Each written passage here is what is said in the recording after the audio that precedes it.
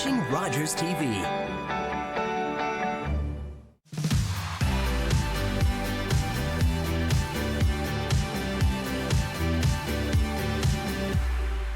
Welcome, Michael Balaban, to our show today. I appreciate your background, encouraging us all to stay home.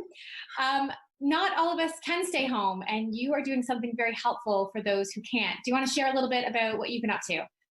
So what I've been doing it for about a month and a half now, almost 2 months. I've been offering free ozonation for vehicles for frontline responders and frontline workers. Just because they're awesome and I'm trying to support them in what they do. So ozonating, what it is basically disinfects the inside of the vehicle.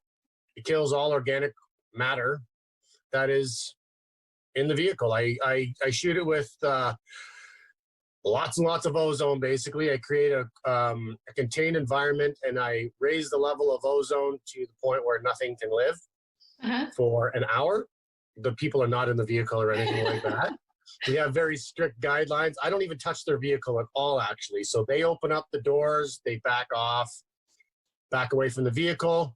I put the machine in the vehicle, I turn it on, then they close the doors. We leave it for an hour and we ozonate the vehicle. So how did you think to do this? Is this a machine you already had? How did it sort of come to you? Well, I have a couple of ozone machines already, and I use it for scent and odor removal. So I use it inside homes, vehicles, garages, all those things. It's a process that we do where we take scents and odors, all organic things out of a house. And what it does, it's an unstable oxygen molecule which clings to organic odors and kills it. It doesn't just mask it. Like if you use Febreze, it just goes over top of the odor and overpowers the odor. Mm-hmm. It doesn't kill the actual source of the odor. Ozone kills the source of the odor. It actually kills the organic odor. And then, and so how long after you do something like that can a person go back into the space? So in the vehicle, for example, once we're done, we open up all the windows and stuff like that and just let it air out. 5 minutes. Wow, that's incredible. Yeah. You don't want to be breathing it in on high levels. A small amount of it isn't going to do any damage to you, but you don't want to breathe it in. Like when we ozonate a vehicle, it's at really, really high levels. So when it's up that high, when they turn on their car with their about 5 minutes left to turn on the fan so that it goes in through their vents and circulates through there and cleans out their filters and stuff as well.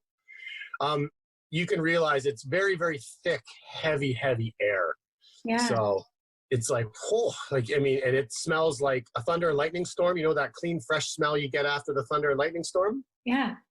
Well, that is the smell of ozone, except it's like 1,000,000 times stronger because it's very, very saturated with love. Wow. So how do you, as you think about, going forward, I know none of us knows how long this will go on. Do you see this being something that you continue to do? Is the demand high? Like, do you find that a lot of people are reaching out to you? A lot of people are reaching out. I have three people coming to get their vehicles ozonated today. I have 2 tomorrow. Ongoing. If anybody wants to get their vehicle ozonated, frontline worker, all I do is ask them to show me their badge just to prove that they're a frontline worker.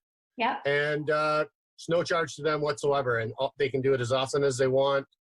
They just have to arrange a time with me when I'm available to do it, which is most of the time. Because not really doing too much at the moment. But yeah, and they can. Do you want me to give my phone number so that way they can contact me, or what would you like? Yeah, we'll put up all everything that you want us to share with the public. We will put up there. And we want to thank you for all you're doing. It's a beautiful thing coming from the heart, and it really, I think, has probably inspired a lot of people to do something as well. So thank you for using the gifts that you have to help others. Thank you very much. Thanks for having me on your show. I really appreciate it. Get the word out there and support your frontline responders, because you know what? They're the ones putting themselves in harm's way for all of us so that we can be safe. So the least we can do is support them. That's the least that we can do, right? That's the way I see it. Yeah. Thanks, Batman. Michael. Have a great day. You too. Have a great day, Jenna.